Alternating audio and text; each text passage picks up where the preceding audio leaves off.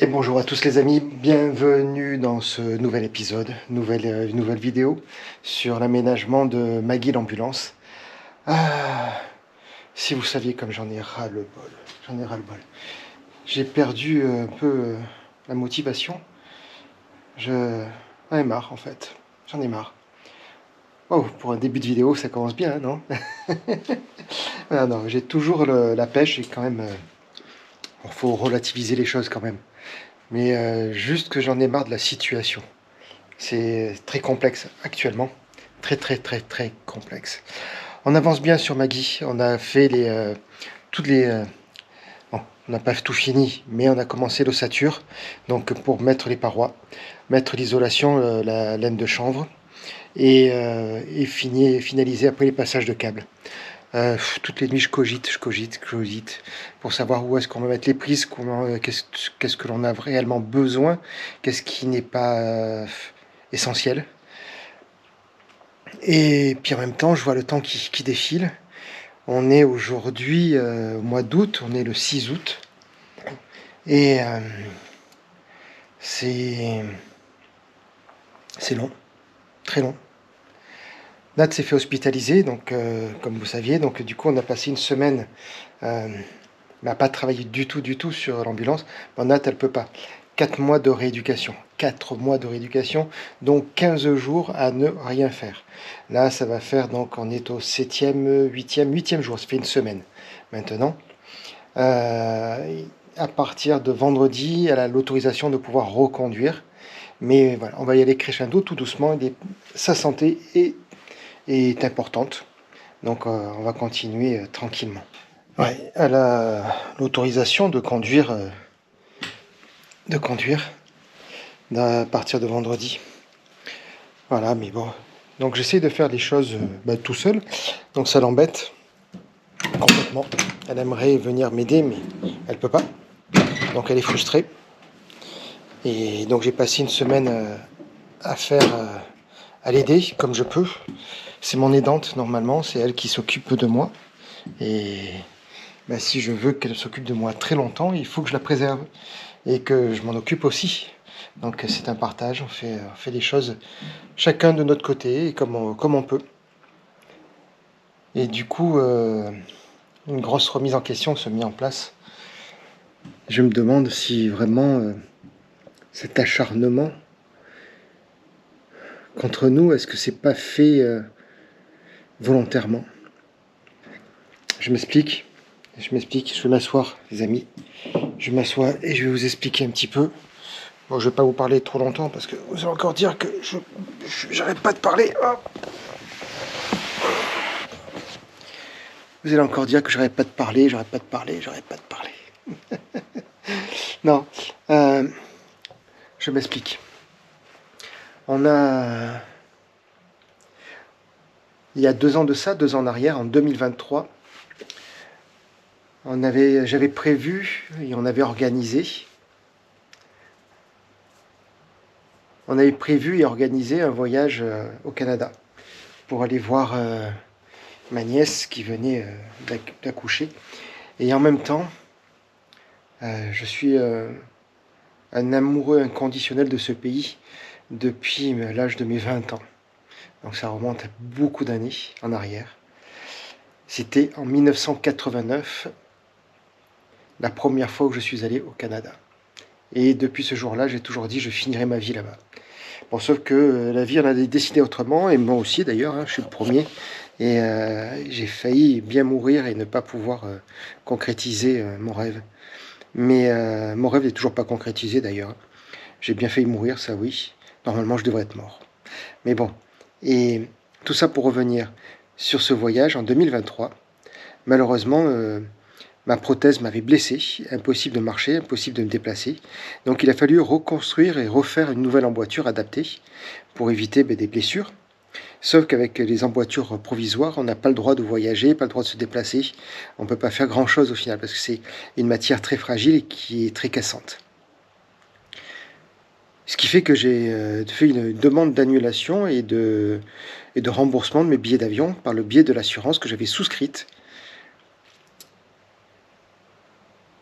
lors de l'achat des billets par le service Saphir, donc plateforme de réservation de billets d'avion dont fait partie Air France, puisque je ne voulais pas partir par des vols low cost en tant qu'en situation de handicap.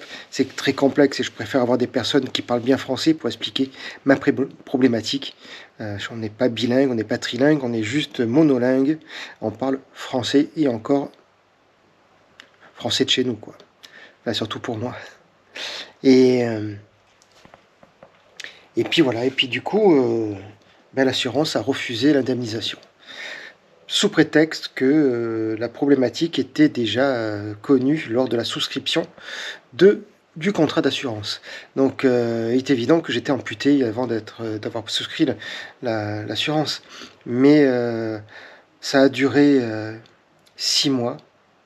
6 mois d'échanges par mail pour arriver de bureau en bureau, de hiérarchie en hiérarchie, et arriver donc au grand chef qui a dit catégoriquement non, non, non, vous remplissez pas les conditions, vous n'avez pas d'arrêt de travail.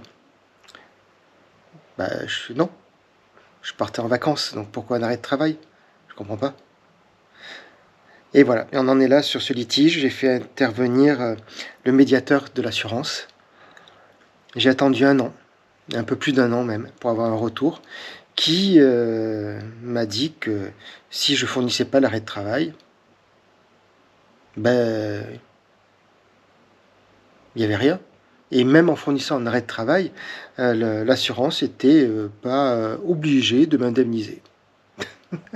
Obligée de m'indemniser. J'oblige personne, hein. Moi, je trouve ça juste fou que l'on puisse pas être couvert alors que j'ai un problème de prothèse. Un valide se fait une entorse, se fait une fracture à la jambe, il est couvert.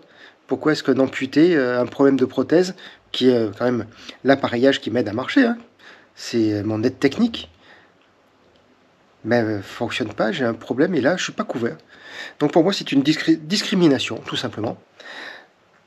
Et voilà, et là je suis obligé de faire une procédure au pénal. Donc rendez-vous avocat. J'ai fait intervenir une association de consommation qui m'ont communiqué des avocats. Et voilà, j'en suis là. Donc ça mine un peu, et puis on se dit que si jamais je revenais à reprendre l'avion, j'ai toujours ça en arrière-pensée, je me disant que s'il m'arrivait quoi que ce soit, il n'y a pas de couverture, donc tout est à mes frais. Donc il faut le prévoir. Il faut le prévoir. Donc ça mine un peu la problématique du voyage en lui-même.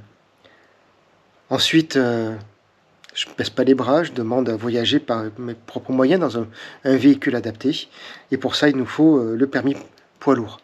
Donc il existe une structure en France qui s'appelle Aftral, qui a le monopole en France pour faire passer et valider des permis de poids lourd pour les personnes en situation de handicap. Ça va faire 2 ans. 2 ans. Ouais. J'ai commencé à les contacter, mais juste après la problématique, donc en 2023. J'ai réussi à avoir un retour en 2024. J'ai fait ma PECF, la préévaluation à la formation. Et au mois de mars, j'ai eu certificats médicaux aptes. J'ai contacté l'inspecteur de la sécurité routière, donc la personne qui valide les permis. Ok.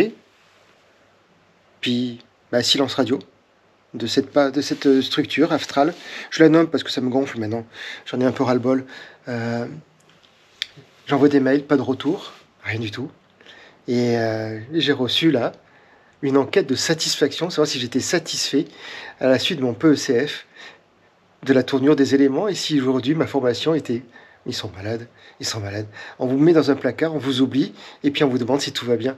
Mais en fait, c'est pas la motivation qu'il faut dans ce pays, mais c'est plus que de la motivation, moi je vous le dis. J'en ai ras-le-bol, quoi, en fait. J'en ai vraiment ras-le-bol. Ouais, c'est... Voilà, et puis... Et aujourd'hui, 6 août 2025, ça fait 2 mois, je suis avec une emboîture qui m'est douloureuse.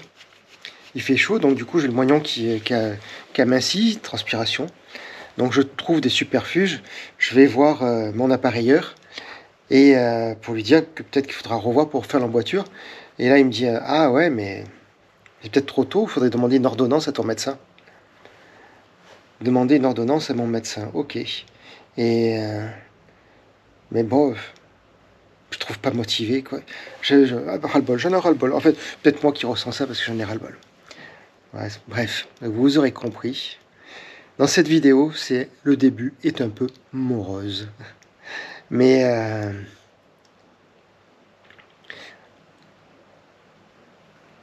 et pour casser cette morosité, moi, ma seule solution, c'est partir.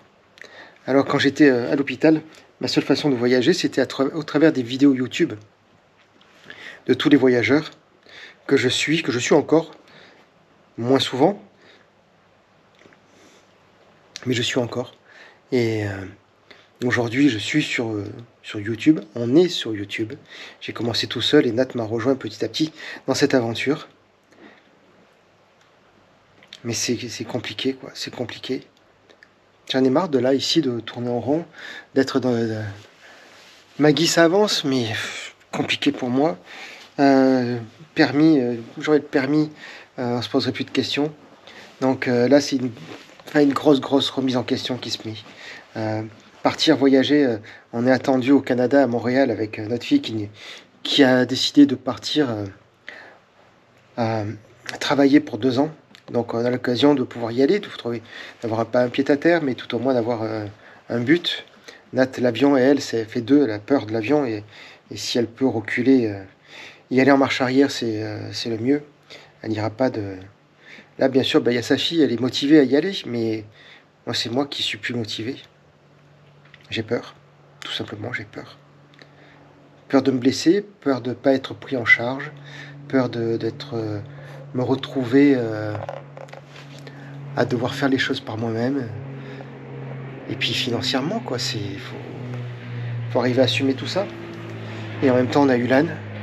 Ulan est un chien avec un caractère et un comportement très particulier, on le savait dès le départ. À la base, on avait dit qu'on partirait sur le continent américain en voyage, avec notre véhicule ou un autre, peu importe, mais qu'on mettrait le chien en soute, qu'on le récupérait là-bas et qu'on partirait pour 1 an ou 1 an et demi, pour pas lui faire des allers-retours en avion pour 15 jours. Et c'est là où Nat, elle est plus motivée. Elle veut pas partir sur 1 an et demi. Pour elle, ça fait trop long. Elle a ses 2 autres enfants ici. La famille s'agrandit. De mon côté, les petits-enfants qui arrivent, donc qui grandissent, on les voit pas pour autant plus parce qu'on est à côté. Mais voilà, il y a des décisions. Des décisions qui doivent être prises. Allez, ça fait 12 minutes que je vous parle de ça. C'est l'introduction de cette vidéo. Mais la suite devait être un peu mieux.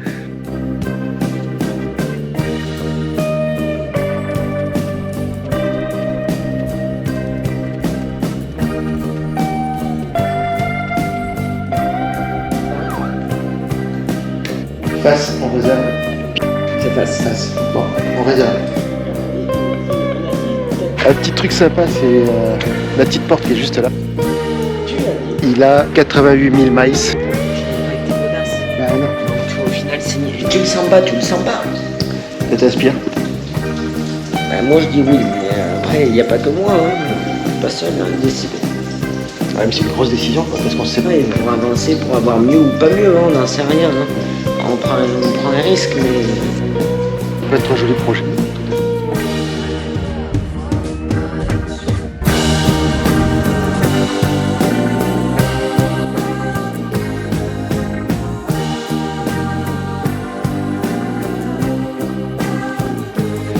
Allez, aujourd'hui on est jeudi 7. Hier, je me suis amusé à faire tous les marquages et les perçages pour l'ossature côté conducteur, côté gauche.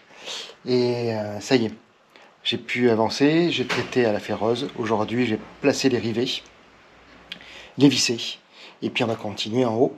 Donc j'ai fait des petites modifications par rapport à l'aménagement, et ça commence à prendre tournure, j'aime bien. Ça y est, dans ma tête, ça commence à bien à bien prendre tournure. J'espère que pour vous, vous arrivez à comprendre et à suivre.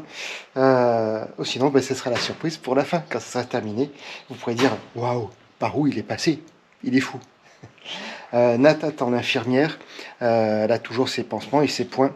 On les enlève vers le 17, entre le 15 et le 17 août. Je crois que c'est ça, c'est 21 jours, elle les garde. Donc depuis le 29, ouais c'est ça, ça doit faire à peu près entre le 18 et le 20 plutôt. Entre le 18 et le 20 août. Donc dans 10 jours. Un peu plus de 10 jours. Là, on a une infirmière. Elle peut toujours pas venir m'aider. À partir de demain, elle a l'autorisation d'essayer de conduire par le kiné. Donc, on fera le test, on verra. Je vais continuer à avancer tranquillement. Je travaille pas beaucoup, je peux pas tout faire, donc je fais avec mes possibilités.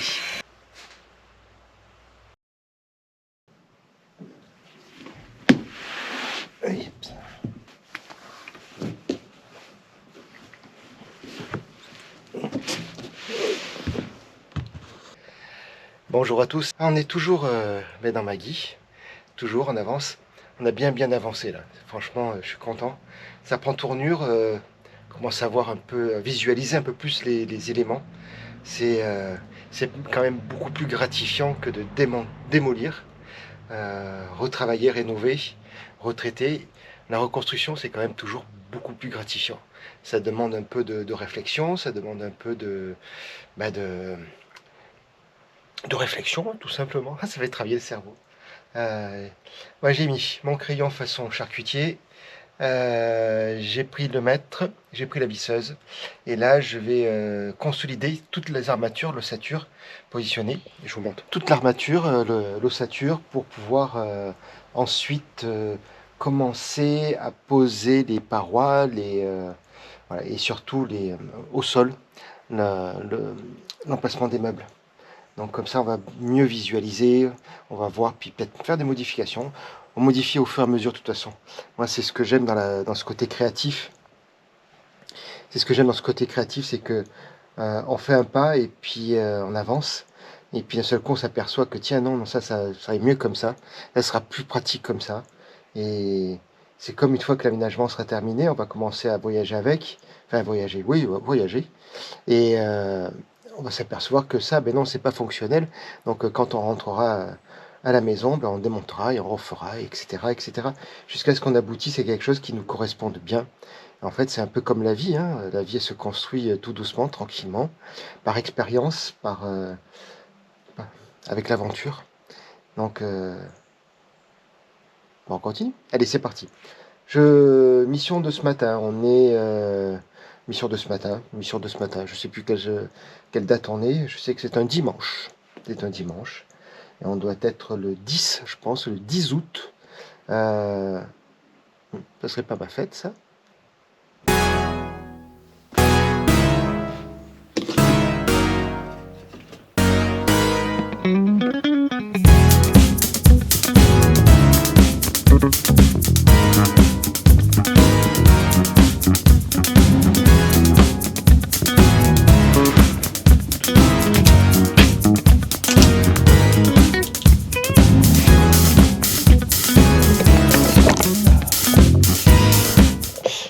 Bon, ben, j'ai vissé, je suis pas droit. En fait, je suis pas mis comme il faut. Alors, je suis bien droit là. Là, je suis bien droit. Mais si je le mets ici, hop, ben là, je suis plus droit du tout. Donc, je sais pas du tout pourquoi. Si je me mets là, voilà, à partir de là, ça... Ouais, bref. Bon, c'est le premier que je fais de ce côté. Il faut que je fasse attention. J'ai en même temps, lui, je me suis pas perçu, mais il est pas droit non plus. Bon, c'est pas très gênant, mais parce que ça bouge plus après. Il bouge plus du tout. Il est calé ici, il est calé là. Ici, je vais rajouter une barre là que je vais fixer pour que comme ça au moins je serai tranquille. Allez, je continue. Il me reste là-bas à finir. Enfin, à avancer, pas finir, parce que c'est que le début.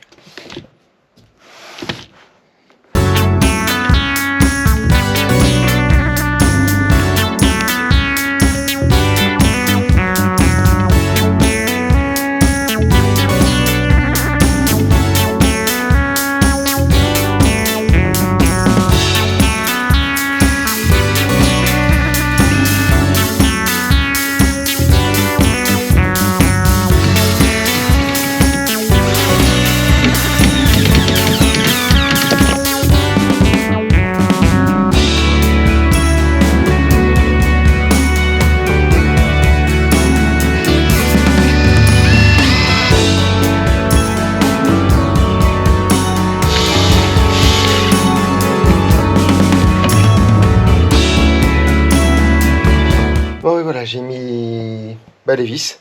J'ai pas mis de colle, j'ai pas mis de... Je sais pas si j'ai bien fait ou pas. J'ai oublié. Et le frein filet dans le bois, je sais pas si ça tient réellement.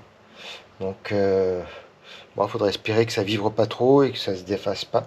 Normalement, il y aura les plaques, donc, et je vais mettre de la pâte à bois sur les vis. Comme ça sera par sécurité.